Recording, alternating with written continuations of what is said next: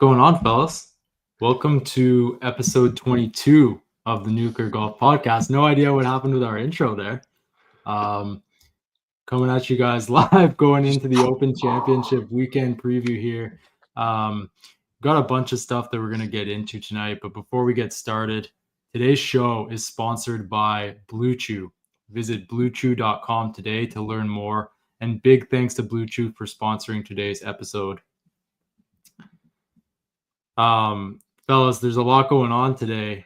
The Open Championship is here. We're heading into the weekend, and once again, Scottie Scheffler has the lead going into the weekend at a major. It's not really a surprise at this point, I guess. We're also going to talk a little bit about the Shane Lowry rules situation. Camera zoomed in on his ball, and it appeared that his ball moved, so he was actually assessed a 2-stroke penalty after his round.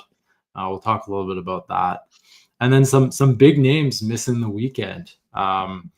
There's a bunch of guys that are heading home early, a bunch of live guys, some bigger PGA Tour names as well that aren't going to be sticking around. So we'll get into that.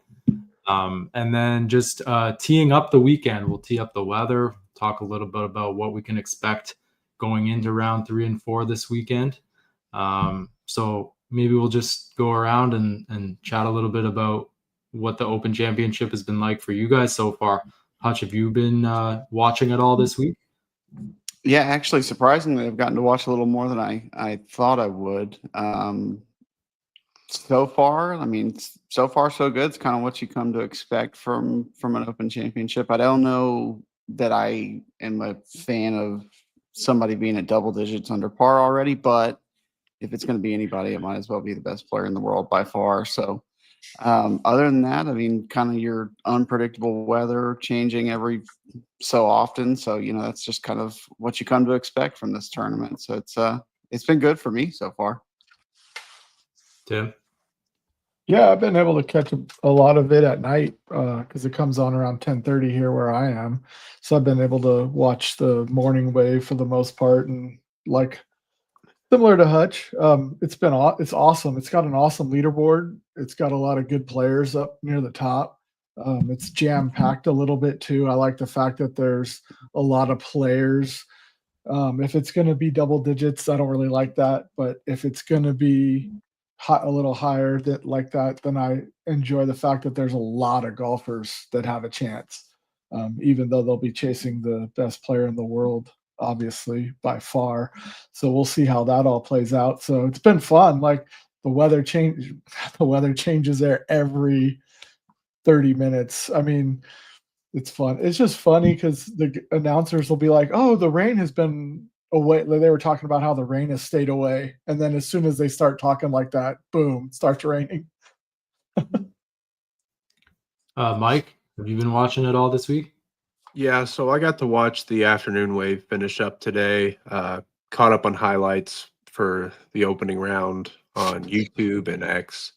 But yeah, like you said, Tim, there's always guys that get the short end of the stick when it comes to weather, and then guys that, catch that good wave. And, it's all about who capitalizes on that. And so far, that's been Scottie Scheffler, best player in the world. And no surprise to see him at the top of the leaderboard after 36. Yeah, so it was 7 under, 64 today for Scottie Scheffler at Port Russia, and this just seems like it's just par for the course at this point with this guy, right? I believe it's his fourth 36-hole lead going into the weekend this season. It's going to take a 1-stroke lead into Saturday. If we zoom in a little bit on the guys that are up there, Matt Fitzpatrick shot 5 under 66 today. He's just 1 shot back. Brian Harman and Hao Tong Lee are just 2 shots back, and then it's the pack of guys at 5 under and 5 off the pace. Rasmus Højgaard, Tyrrell Hatton, McIntyre, English. Chris Gotterup is also in that group. He literally just won the Scottish. 5 strokes back. Tony Finau's 4 under par for the tournament. He's just 6 shots back. I know we were talking about Rory on the last show, wondering how he would do. 7 off the lead going into the weekend, 3 under par for the tournament. Bryson actually shot 78-65 to make the putt. So just taking the advice from his dad about never giving up. I mean, obviously, you shoot 78, you're out of it. It's pretty tough. You don't think that you're actually going to come back the next day and shoot 6 under par like he did. But he did just that, and he's going to play the weekend. So good for Bryson. That was kind of what stood out to me today. Is there was some score. It was a little more gettable today than it was yesterday. Because if you look at the leaderboard, I mean, most of these guys, a ton of people were heavy under par today. So I mean, you've got multiple, that shot 66, 65, all those numbers today. Didn't seem as gettable yesterday. There's a lot of guys who played really, really well today, and it just seemed like I don't know if it was benign weather conditions. Course was playing a little bit easier today, but hopefully, as we get to the weekend, we can get a little more, maybe get some wind going, get a little more difficult than that. Yeah, absolutely. It's going to be interesting to see kind of how things develop on the weekend. One storyline that's actually kind of interesting to me is Lee Westwood. 52 years old, obviously been playing live golf for the past few seasons. He made it into the Open Championship at final qualifying. I think he shot like 7 under over 2 days or something like that, or over 36 holes.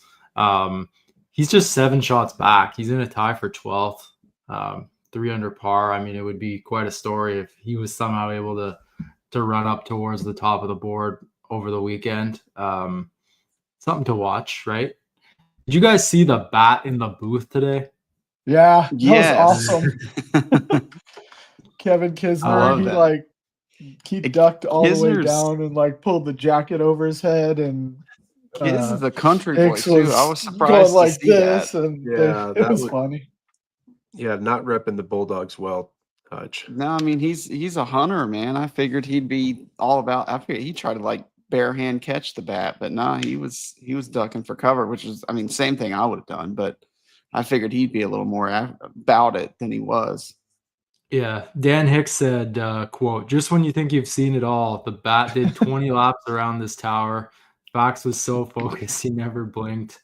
The great outdoorsman Kevin Kisner was hiding under the set."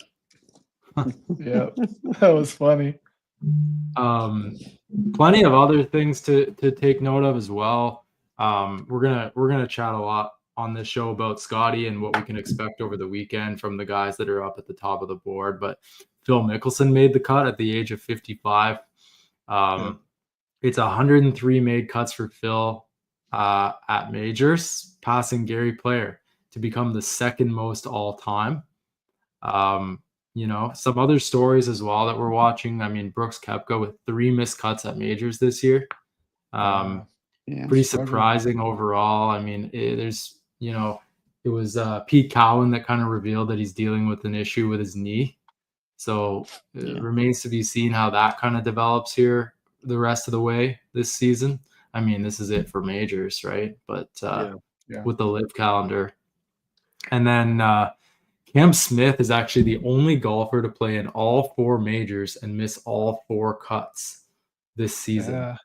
So quite a downfall for Cam Smith, actually. He's just completely lost his game, I would say, since he went to live. He's been the first to say that his game has just fallen off a cliff since he left.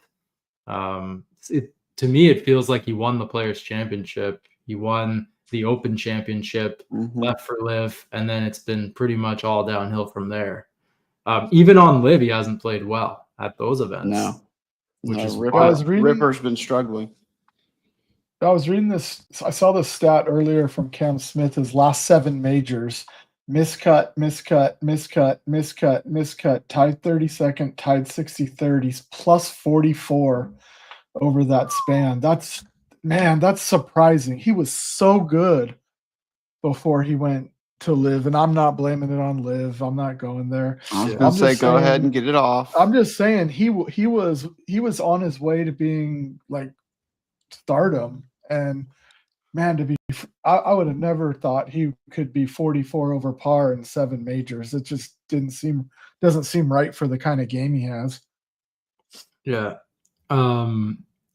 You know, another story too was just the fact that Joaquin Neiman missed the cut, and then he was like stomping on his golf clubs as he exited. Did you see that? No, I missed that. Oh, he like just full on like stomped on his golf bag as he was leaving. Oh, I gotta go watch. Yeah. We've all been there. Xander, we're also going to talk a lot about the Shane Lowry rules fiasco here soon. I just wanted to talk a little bit about some of the miscuts and stuff. Xander Schauffele made the cut for the 69th straight time this week, and it dates back to the 2022 Masters, and it's actually the sixth longest streak in tour history. The longest is held by Tiger at 142 events. Byron Nelson was second at 113, Jack at 105, Hale Irwin 86, Dan Fisterwald 72 events, and then it's Xander Schauffele at 69 straight tournaments, which is pretty good if you think about it. Really More good. than pretty good. That's extremely impressive. Yeah. I mean, to say that, you were there on the weekend for that many consecutive tournaments, I mean, not too many guys are able to put together that many consistent rounds and to dig deep in order to, make a cut line, especially when you don't have your A stuff. I mean, that's a testament to him and his fortitude as a professional athlete for sure. Yeah. Yeah, and he does. I feel like he kind of flies under the radar a little bit, and I don't know if it's got more to do with his dad making more headlines than he does. But there's a lot to be said for making that many cuts in a row. I mean, I feel like he's kind of a victim too of, we kind of hold people to this impossible standard of Tiger, because you think, oh, 69 cuts, like, yeah, that's a lot. But then you hear like John say 142 for Tiger, and you're like, oh, that doesn't even compare. It's not, you can't hold anybody to that standard. It's incredible to make that many cuts in a row. Nobody else is doing that. I mean, that's just, it's incredible. We'll see how long the streak lasts. I mean, I'd say there's no chance he gets to Tiger, but it's the model of consistency, even if it hasn't come with a ton of wins. Yeah. Yeah. Joaquin Neiman missed the cut. Jason Day missed the cut. Ben Griffin, didn't have it this week. Patrick The Cantlay, insanity run is over. Yeah. Cantlay, Cam Young, Minwoo Lee, Patrick Reed. Colin Morikawa's one notable one that we should talk about briefly. Missed cuts at both the Genesis Scottish and then now the Open Championship. He had brought on Billy Foster on the bag for these two events across the pond. I mean, it was potentially a trial run for that relationship. And these were actually his first two missed cuts of the season, I believe. Even though he had played pretty not so great in the other events, he hadn't actually missed any cuts with all those caddy changes going on. Mike, what do you think about that? Yeah, I mean, for me personally, I think it's more player than caddy. I mean, it's easy to point the finger and say, oh, we don't have the best bond. We just don't click. But at the end of the day, the player's the one hitting the shots. They're the one who makes the final call. And at the end of the day, you have no one to blame but yourself. I mean, he just doesn't have his game right now. And we know what he's capable of. I mean, he's arguably the best iron player in the world whenever he's on. We've seen that in many occasions. I mean, with the 2020 PGA, the 21 Open, there's really no excuse for him in terms of, oh, it's the caddy, or oh, it's this or that. I mean, it just comes down to he doesn't have it right now. And, I think you'll find it again, sometime, but not this year, sometime next year. Yeah, He's got to find himself first. I mean, that's the biggest thing, right? Like he keeps shuffling through these caddies, and it's one of those things. Like, at some point, you got to be like, okay, what's the one constant here? And it's me, right? Like I've got to fix something within myself. That's something that everybody, I mean, bigger than golf. That's something that everybody goes through in life in general. is you've got to find and look within yourself and say, okay, what can I do to improve myself before, how can I be happy with myself before I can be happy with anybody else or anything like that, right? So that's going to be the biggest thing I think for him. I don't know that any of these caddy relationships are going to work out necessarily the way he's hoping for until he's able to find his game himself. Yeah.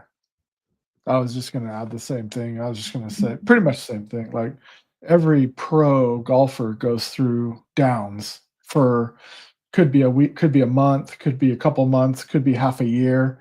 But it ultimately, like what Mike was saying too, it's you've got to be the one to work on your game. You've got to be the one to do the drills. You've got to be the one that looks yourself in the mirror to improve on yourself. And I hope all these changing caddies isn't a panic button, because some of the other golfers have stuck by their caddy and grinded through it. And Jordan's still working to get back to where he was, but despite all the social media pressure to get rid of his caddy, he's stuck with him and he's making cuts and he's playing okay, not great, but he's grinding his way back. Sometimes it's just you as a golfer, you go through these periods where you're just on the struggle bus and you got to just work your way through it. And when you start to see like you were saying, John, when you start to see a player fire caddy after caddy after caddy, what's the one constant? It's the player. Mhm. Nothing's really helping when you get the new caddy. Ultimately, it's about your game at that point. Yeah. Well, they've said the same thing about Rory for years. They've been trying to get him to fire Harry for a long time, and then he up and won the Masters and almost won the Scottish last week, and he's playing pretty damn good this week. So, Yeah. It's going to start with his solution is going to start with himself. It has to. Yep. Absolutely. So 68-64 for Scotty Scheffler. He's double digits under par, 10 under, heading into the weekend. It's his fourth 36-hole lead in major championships. To this point, he is 2 for 3 when he's had the lead going into the weekend.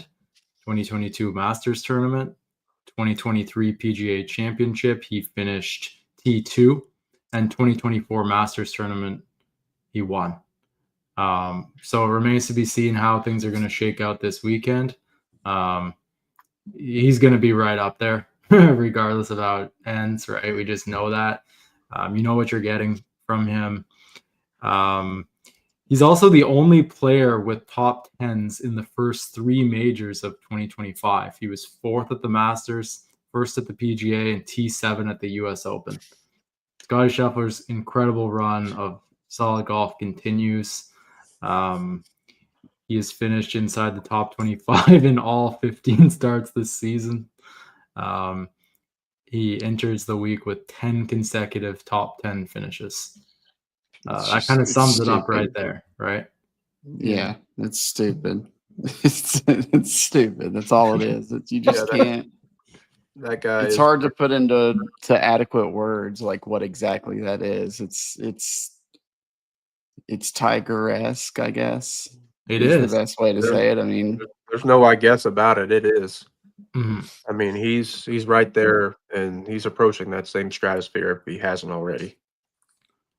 Yeah. The crazy part, I was just going to say, or add the crazy part about it too, when you talk about Tiger-esque is, I mean, he finished he had a D game at the Masters and he had a D game at the US Open. I mean, he's not even playing his best golf, and he's finishing, tied 3rd, tied 5th, tied 4th, tied 7th. Like I am super curious to see when he has his B to A game for a 10-week period.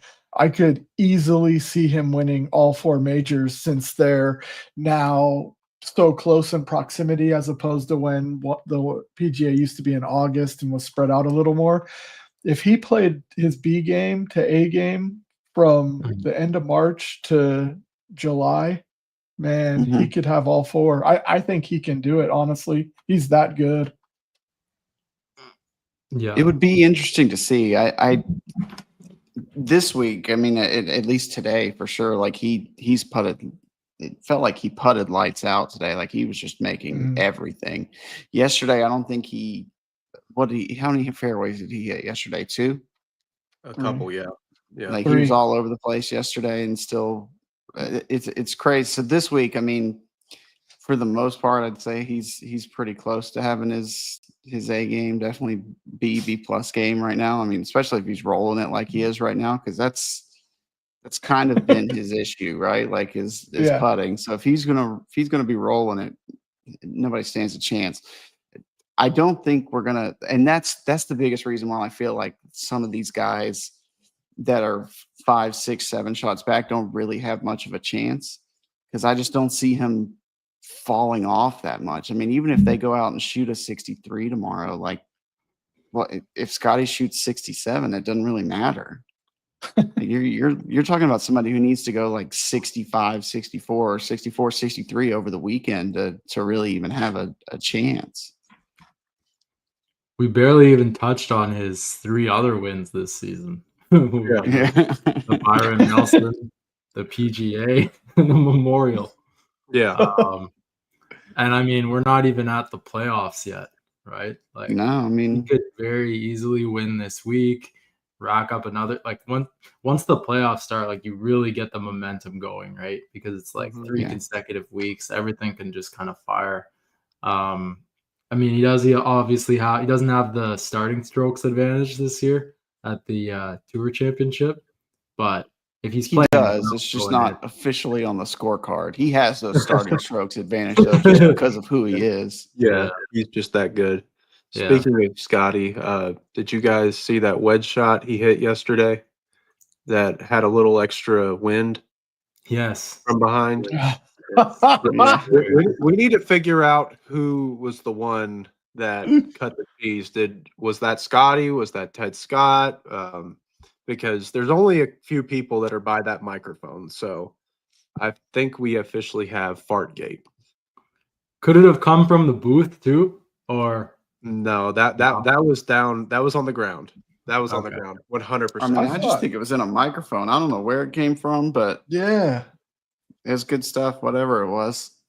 the way the announcers were reacting, I made me think it was one of them. Just the way they, because they tried to push it off on one of the players. Yeah, just the way the commentary was working, and the one guy was laughing harder than the other one. It made me seem like it was one of those guys. And then I read a report today that said it was a fan, it was a spectator, and I was like, "There's no way that could have been." Yeah, I could see that. That's probably the most. I mean, yeah, those microphones are pretty impressive, and we always watch those highlights where you hear the divots and all the hot mics and whatnot. So for them to pick up on flatulence isn't a surprise either. I mean, by the same token, like you hear people yell mashed potatoes, right? Like the mics are good. Like you can really good. You can hear all that. So it could have been anybody, but it's certainly adds to the intrigue. And I think it would just be, let's just call it that it was Scotty and just go with it. I think that would be, because he needs a flaw at some point, right? Like he's perfect besides going to jail. Yeah. Honestly, I think it just adds to his resume. Like if he threw a dart like that and then did that, just because honestly, he kind of comes across as the kind of guy that just does not care what other people think about him. He's very confident in who he is as a person, and it would not be the most surprising thing if he were to ever come out and say like, "Yeah, that was me." I'm surprised they didn't ask about it. That would be. Yeah, that would have been my first question if we had we were holding microphones up to his face. That would have been question number 1 of the round. It wouldn't have been, "Oh, you were spraying it off the tee. What was going wrong?" Yeah, and you were also spraying it out of your. Yeah. There's a lot of spraying going on. What going into the weekend, Matt Fitzpatrick with rounds of 67 and 66. He's at 9 under par. He's just 1 shot back. It's his 10th start at the Open. best finish was T20 in 2019, which was at Royal Portrush. So no surprise that he's up there towards the top of the board. It's just crazy. He's only a 2-time PGA Tour winner. I know he's, a younger guy, but it feels like he's more of a marquee name that should have more wins than that at this stage. But one of them is the 2022 US Open. He is a major champion. He won the 2023 RBC Heritage as well. He would also if he won this week, he would become the 20th player to win the Open and the US Open during their careers. Awesome. The most recent person to do that was Jordan Spieth in 2017. Wow. Not a bad company to it's join. And it's nice to see him playing well too, because he's kind of been struggling a little bit. I'm very surprised actually to hear though, for him to be an English player, for him to have kind of generally struggled in the Open Championship. I'm surprised to hear that, honestly. But it'd also be weird to see him win cross-handed chipping. I just think that's an interesting little thing. Mm-hmm. Little BJ Just thing nice to see him playing good again. Like going back to Morikawa, he was on. I mean, after Fitzpatrick won the Heritage, he kind of almost fell off the map a little bit. He was playing awful, but you got to look yourself in the mirror, and his game has been trending the last 6 weeks. You could see each week him getting a little bit better and a little more confident in everything he was doing, not just one aspect of his game, but putting it all together. So it's not a surprise to me that he's playing well this week. He has a legit shot, because I think he's really starting to play really good like he did a few years ago. It's going to be a matter of, can he keep up with Scotty? I mean, that's what we come down to, unfortunately. Yeah. I don't know if anybody can. Yeah, I think a couple of things about Fitzpatrick that are a couple interesting things is well, for one is, I don't know if you guys remember, but he used to be a pretty short knocker off the tee, and he really put in a lot of effort into gaining club head speed, and now he's a low 180s ball speed guy, so he moves it now. And on top of that, this isn't really this is more of just a good luck thing, I guess, but I don't know if you guys saw, but his wife drew like hearts and things of that nature on his golf balls this week on one sleeve, and I wonder if he was actually using those. His wife drew hearts on it? Hearts and like "I love you" and things like that, like words of affirmation. I saw that, Mike. I saw that as well. John? I Okay, thought yeah. that was kind of corny, to be honest. So she's loving him though. Oh yeah. Well, yeah. Her Do you think that he's got any Blue Chew? Because guys, as we mentioned, the show tonight is sponsored by Blue Chew. So guys, you need to enter the room dick first. Blue Chew isn't just a tablet, it's a cheat code for your crotch. Stronger, harder, longer lasting, like someone gave your downstairs a pep talk and a gym membership. Blue Chew is the original brand offering chewable tablets for better sex. Guys, this isn't just about performance. It's about legacy, or third legacy. Give her group chat something to talk about. When you lay it down, they're talking about how it gets up. Nothing makes you more of a legend than a little Blue Chew. Discover your options at bluechew.com. And we've got a special deal for our listeners. As always, get your first month of Blue Chew for free. Just use promo code Nuclr at checkout and pay $5 for shipping. That's shipping. That's it. Maybe chipping too, but shipping is what you're paying for. That's it. Use the promo code Nuclr. That's NUCLR for your first month free. Join Blue Chew's mission to upgrade humanity one thrust at a time. Head to bluechew.com for details and safety info. As always, a huge thank you to Blue Chew for sponsoring the podcast. We love having them. Big thanks to Blue Chew for sponsoring today's show. I want to pivot a little bit and talk about the Shane Lowry rules situation, fellas. Did you guys have a chance to catch this? I I mean, I'm sure this happens all the time. Guy takes a practice swing, but there's no Yeah. camera. There's no camera zoomed in on their ball. Kind of an unlucky break for Shane Lowry, to be honest with you. Catches the camera zoomed in. Isn't informed about this until after his round, obviously, right? The RNA wanted to review the video with him. Hear his statement. Now, he was assessed a 2-stroke penalty. So it's caused him to kind of fall down the leaderboard a little bit. I think he's up to T33 now, I want to say. So it's tough, but Shane Lowry said, like, you know, of course he would have called himself on this penalty if he saw, right? Yeah. But, you know, he was informed during the round that they would be reviewing it, but didn't know the outcome at that point, right? He didn't know until after his round, once they reviewed the footage, what was going on with it. It took him bit of a from tough break, eh? T17 to T34 is where Yeah. it took him, which is just.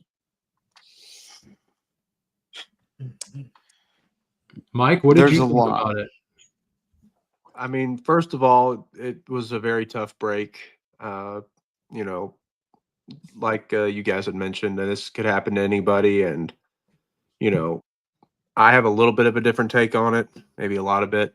But I personally think that, you know, as much golf as these guys play, you should have a decent idea of what kind of lies are going to be more prone to creating movement from a practice swing or things of that nature. And I understand it's not ideal, but when you put yourself in those positions in the rough, you know, you open yourself up to things like that happening. And that's why you have to be extra careful. Now, do I think the rule should be altered? Is it kind of stupid? Yeah.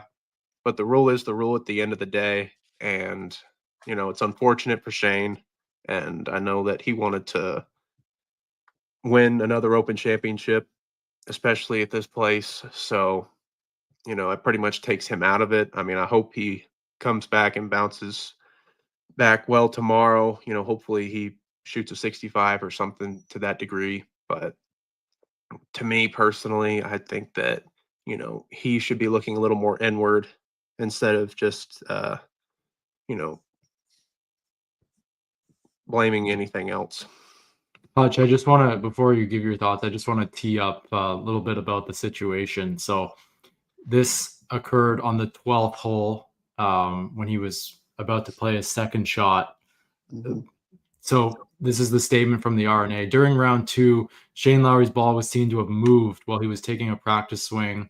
The rules require 3 things to be assessed in such situations. 1, did the ball leave its original position and come to rest on another spot? 2, was the ball's movement to another spot discernible to the naked eye? And 3, if the ball did come to rest on another spot and the movement was discernible to the naked eye, is it known or virtually certain that the player's action caused the ball to move? Assessing whether the movement of the ball was visible to the naked eye in such a situation assumes the player being in a normal address position for the stroke. In Shane Lowry's situation, the movement of the ball to another spot, including the movement of the logo, was discernible to the naked eye. The naked eye test is satisfied whether or not the player was looking at the ball when it moved. So the other 2 conditions didn't even matter because essentially you could see it on video that the ball moved. I mean, we were watching a pretty grainy uploaded video by someone that ripped the video and posted it. Honestly, Yeah. like when you're looking, it's kind of hard to see, but you can see the dimples move. So obviously the ball did move, and it is a 2-stroke penalty.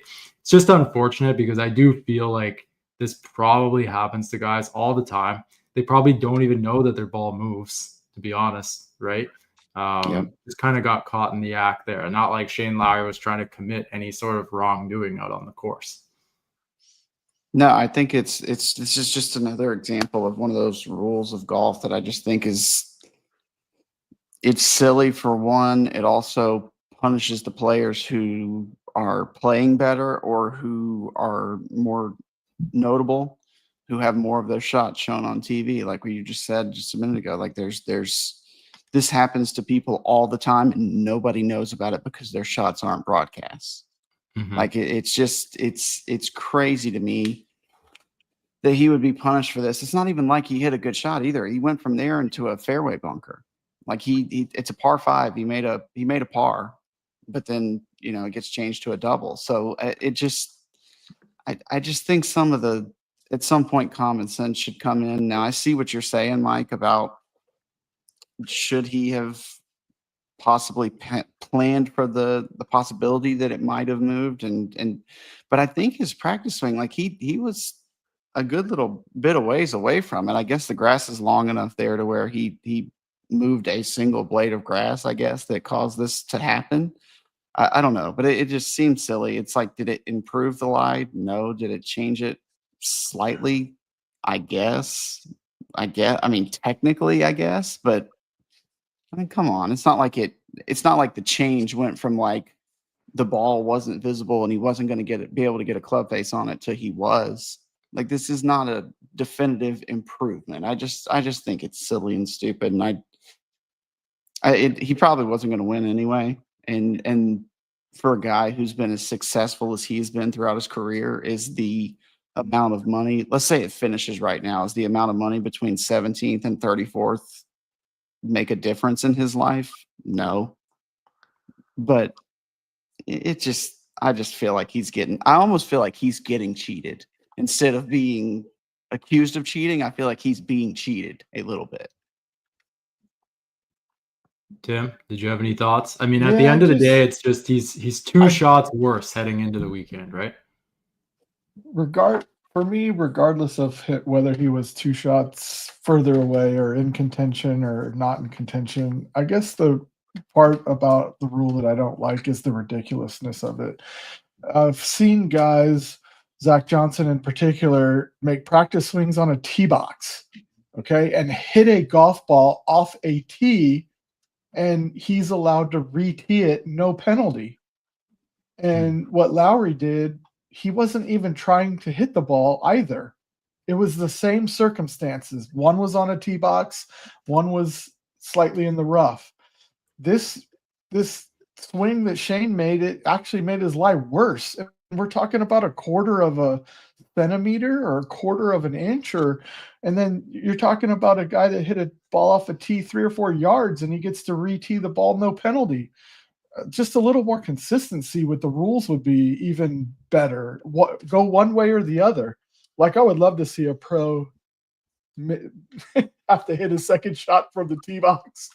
They don't get no penalty. It's amazing that that's no penalty. And what happened to Shane was a 2-stroke penalty. Yeah, so this situation was put under the microscope a little bit because he's playing in a featured group with Scotty Scheffler and Colin Morikawa. Yeah, so exactly. There's a lot of action going on there, a lot of cameras following these groups. Now, the R&A reportedly spent like 20 minutes after the round actually going through the footage that they had, not only with Lowry, but with Scheffler and Morikawa as well. Scheffler actually commented on it. He said, felt like Shane was put in a pretty tough situation there. From what I looked at very briefly in the video, it looked like it was very difficult to see if the ball moved. And then obviously Shane Lowry spoke to the media too. Said he didn't know when it was happening until he walked to the 15th fairway. Rules official came over and told me that there was a possibility the ball moved on the 12th, my second shot. I asked him how many shot penalty is that if I did, and he said 2. Yeah. Obviously, then I feel like I'm on the cut mark then, which is not very nice. I feel like I played well on the way in, then obviously waited to see. He said he was asked about like his positioning going into the weekend. He said 8 shots behind Scotty Scheffler isn't in the fringes of contention the way he's playing. That's a good one. He's just putting too well right now. It's crazy. Yeah.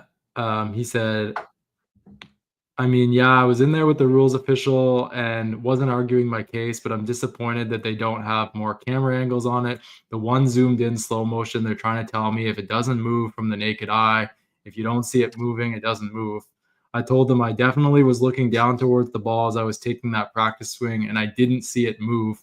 But but I had to take the penalty because I'm still not sure, to be honest, whether it was or not. But I had to take the penalty because I can't have my name talked about or tossed around like that, and I just get on with it. See, So now Yeah. there was an angle from behind Lowry that I saw where with the practice swing where the ball doesn't move until after his club has hit the ground and he's following through. And I was thinking, how many times have I played golf and I've taken, I'm 6 to 8 inches away from a golf ball and taken a practice swing. And when I start my practice swing, I'm looking down. But since I'm taking a practice swing, I kind of just look up as the club comes through. I'm not even looking at the ball. And so to me, there was like a real good chance that he actually, even if the ball did move, he didn't see it at all because he's trying to visualize what a shot's going to look like coming out of the rough, and he's taking a practice swing, and the ball doesn't move when he's taking the club back. It actually moves after he's coming through the ball. So again, a different situation altogether where he probably really didn't see the ball move, and I totally get that. So if somebody would have asked him, Shane, did you see your ball move? His answer is no, because he probably never did. He wasn't looking at the ball at that time that it moved. And it sucks just because we're at a place in society where like his initial reaction was, if I fight this, I'm going to be dragged on the internet, on social media. Like Yeah. he 100% saw what happened to Patrick Reed's reputation and Patrick Reed's name on the internet, and was like, I'll take the 2 shots. I'll take the 2-shot penalty. Not Like, worth it. it's not worth the fight. I agree completely with you, Tim, in regards to, I truly believe he didn't see that he did that. And when it did move, it was pretty minuscule. So, yeah, just really unfortunate. And it always sucks whenever, storylines like this cloud such a prestigious tournament. yeah, I mean, nobody really has any accusation or anything like that against Shane Lowry. This is clearly one of those situations where didn't even know that it was happening. These are one of those rules that is just like, oh, this is kind of dumb. Like, Yeah, the common sense should prevail, and it doesn't so often. It doesn't. But a few years back, they did change a bunch of rules in golf, right, and simplified it a little bit. Yeah. A step forward. We've talked about this week after week after week, that like the PGA Tour in particular is taking steps forward towards more things that make common sense. So eventually, hopefully, we'll get there. Right now, he's kind of stuck in, and I guess maybe it's fair that we're in the oldest major, the oldest championship in history, that we're kind of back in the olden days way of thinking. So, unfortunate for him, but he kind of handled it like a champ. I thought I didn't have a problem with his reaction to it. Yeah, he did, because hasn't he had a couple of crappy breaks this year in majors? Didn't he have his ball plug in one of the other majors? Was that the US Open or the PGA? It was the PGA, I want to say. He had a rule situation as well there, which was difficult for him too. Hutch, you mentioned Patrick Reed, and it just came to my mind. He needed a big week this week. I know there was, some talk about the Ryder Cup. He won recently on Live. There was some talk that Captain America could be, coming out. Yeah, I didn't. Team USA, but the miscut this week, fellas. It's not looking great. Yeah, I wasn't a big proponent for him being on the team.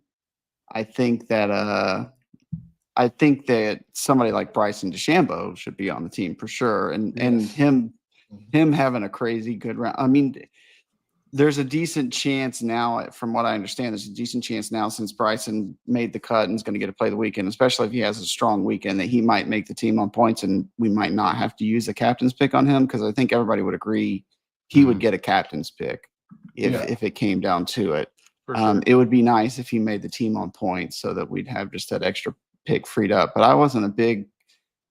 I think it's just Patrick Reed's personality. I don't know. And am I wrong in thinking, like, I don't remember if it was a President's Cup or a Ryder Cup, but was there a report years ago that he was just kind of like alienated from the rest of the team?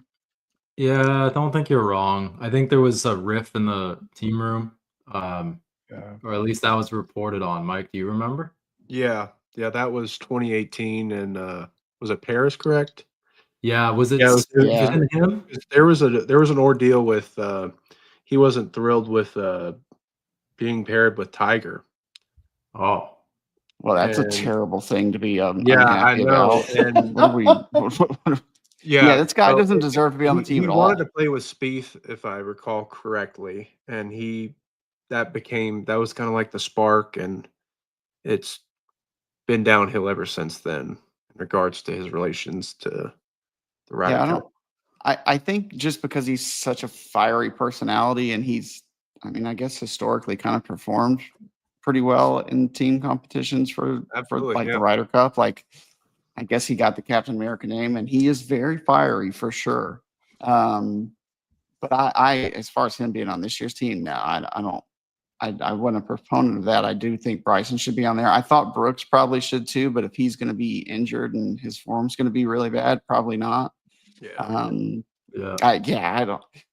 It's just, yeah, whatever. I'll defend Liv. I can't really defend Patrick Reed that much. Sorry, I'm still trying to wrap my head around saying, "Hey, you're going to be paired with Tiger," and you having a problem with it. Yeah.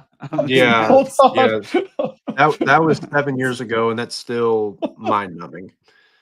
Well, you Wait, remember that what? Ryder Cup? Like Tiger had just come off of. I mean, he played great. He won East Lake and all that, and then it was bad. It was a bad Ryder Cup. Yeah. Bad Ryder Cup all the way Yeah. around. Is that like every other time we go to Europe? Let's just quickly go through some of the final groupings for tomorrow.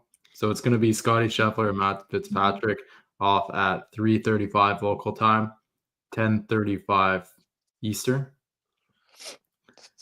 Yeah, 5 hours. 5 hours earlier on the East Coast. So 10:35 a.m. Eastern time tomorrow. Hao Tong Lee and Brian Harmon off at 3:25 local, 10:25 a.m. Eastern. Brian Harmon is up there. He's only 2 shots off the lead. We might have the waggle counters activated tomorrow. Oh, It was activated today. Yeah. it was activated yesterday. Yeah. Are you guys praying for Brian Harmon to fall off? What are your Yeah, I want hopes an and 80. dreams for Brian 80. Harmon this weekend? 80 tomorrow, please. I don't want him to play. I don't want him to play bad. I don't mind. I mean, it's another storyline to talk about. So, I mean, anytime you have more storylines, the better, because more people are talking, more people are engaged, and I mean, he's playing good. So I'm not. It's hard. I don't know. I have a hard time. I don't got nothing against the guy except the waggles. He's just a waggler, and Yeah. he's not the first guy to do it. There's been plenty of others. I mean, Sergio was the captain, and poor Kevin Na had him so bad that he couldn't even pull the trigger to hit the golf ball. So, I mean, I could go either way, but I hope he's just there. I hope, okay, I'll finalize and say this. I hope he's in contention, but doesn't win. No, That'd be cool. because you saw yesterday, Rory. Did you see that Rory's first round took 6 hours to play? Yeah, but everybody, yes, that wasn't. See, and that's the misconception is the average round yesterday was 5 hours and 50 something minutes. So, but this it is wasn't what I'm like thinking. it made that big a difference. But this is what I'm thinking, Tim. Like I'm thinking Sunday, we gotta watch the back nine live, right? And I'm looking at these tee times for tomorrow, and the last group goes off at 10:35 a.m. Eastern time.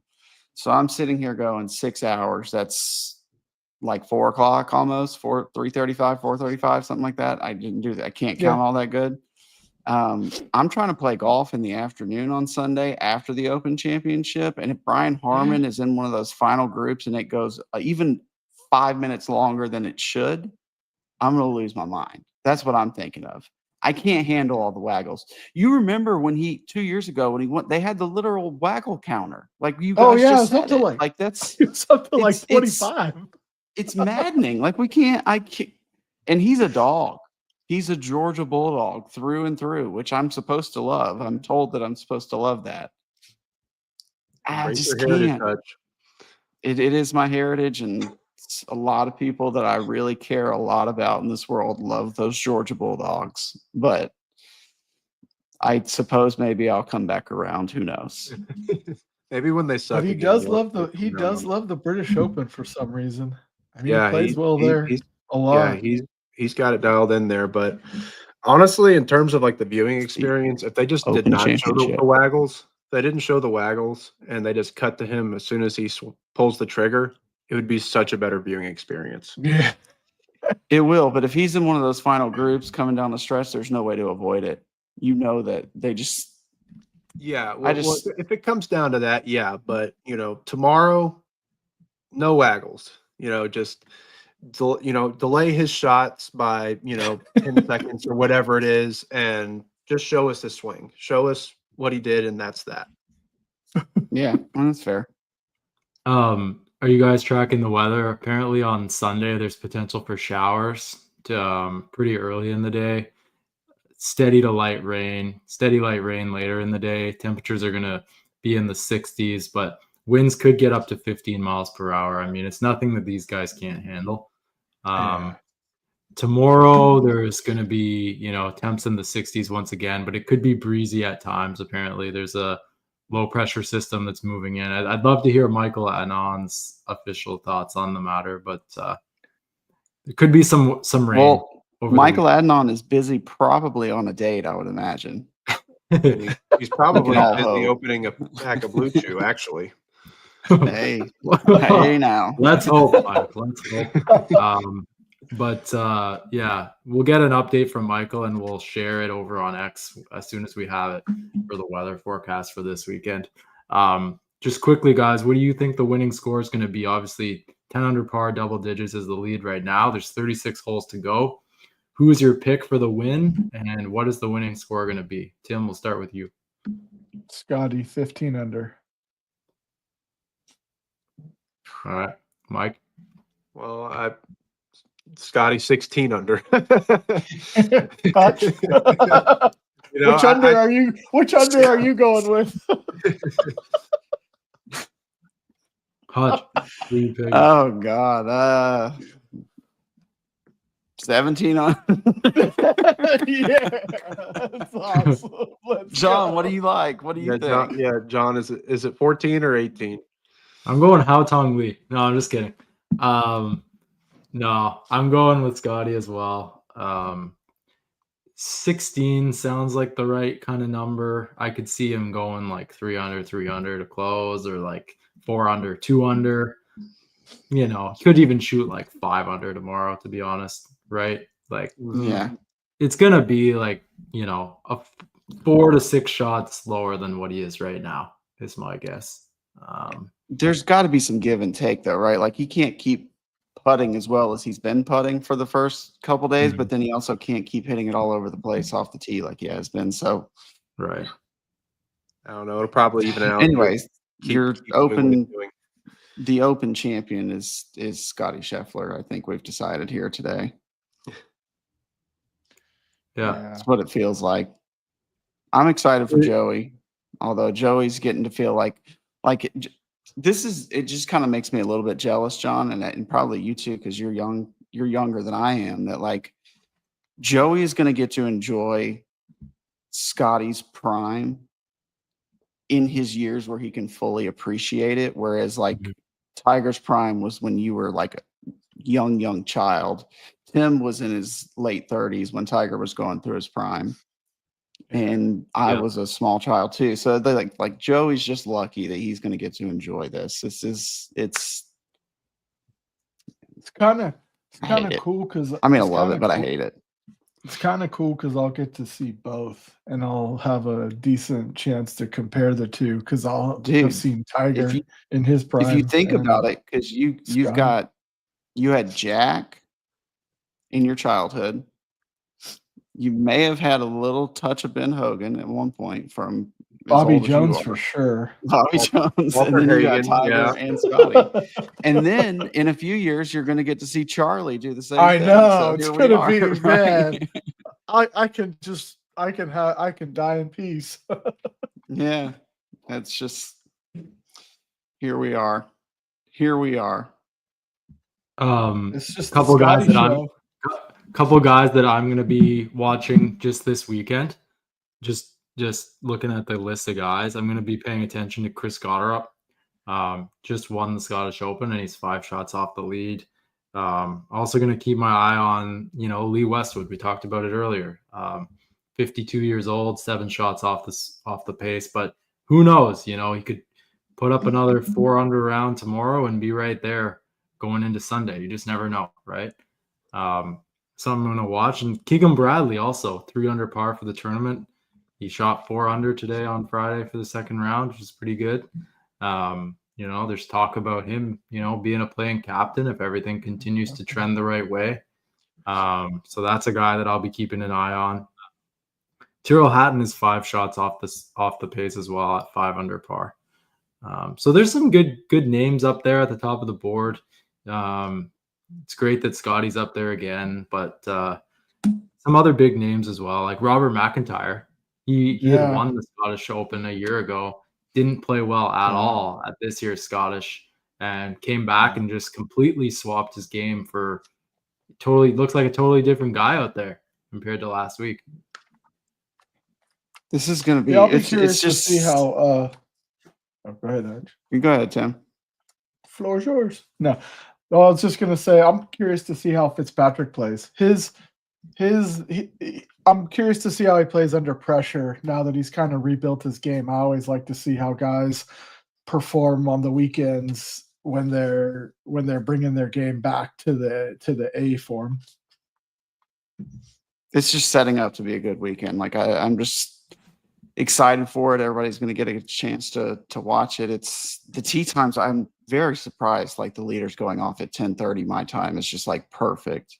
I know it's a little bit early for you, Tim, but that's perfect for me. It almost feels inauthentic for an Open Championship to not have to wake up at 4 a.m. to watch it. But here we are. Like, it's going to be great. We're here on a Friday night getting to talk about golf, and we've got a few thousand people watching along with us, people all over the place watching us and taking it in and enjoying the conversation. We've probably got people sitting in a damn hospital somewhere watching us, and it's pretty cool. Like it's golf just bring everybody together. Yep. Awesome, fellas. I think we're gonna wrap it there. Huge thanks to Blue Chew for sponsoring today's show. Just a reminder, you can get your first month free. Just pay $5 shipping. You can visit bluechew.com and use the promo code Nuclr, NUCLR. Pay $5 shipping, get your first month of Blue Chew absolutely free. My name is John. I'm the co-owner of Nuclear Golf and TW Legion. I've been pleased to be joined tonight by Hutch Bennett, one of our Nuclear Golf ambassadors, Tim Bowman, another one of our Nuclear Golf ambassadors, and Mike Carbone, third Nuclear Golf ambassador. We had 3 ambassadors and TW Legion on tonight. So Michael, I like to call him Maurice.